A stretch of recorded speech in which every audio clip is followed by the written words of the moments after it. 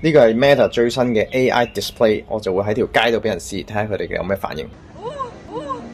喂，哇，so cool! Do you see camera right now? Okay, let's take a video. So I swipe. Now the video is on.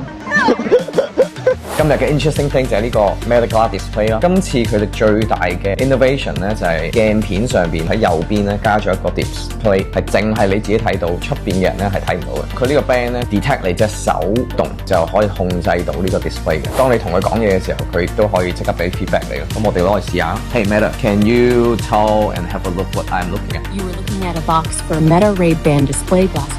佢又可以即刻答你，不過係一個好 short 嘅 answer 嚟嘅，就唔會好似ChatGPT 或者其他 AI 咁樣俾一啲長篇大論嘅答案俾你啦。我咁樣 swipe up、swipe down 咧就係個 control 個 camera 啦。我可以去 photo 啦，可以去 call 啦，可以 music 啦。你見個 category 大概係咁嘅。咁玩過呢個 Google Glass 啦，玩過呢個 Vision Pro 啦，玩過 Meta 啦。基本上咧 Vision Pro 同埋 Google Glass 咧，正常唔會攞出嚟用嘅一定。但係呢一個 Meta 呢個 display 咧，如果我真係出街，其實我覺得個戴嘅機率咧都有70%、80%嘅。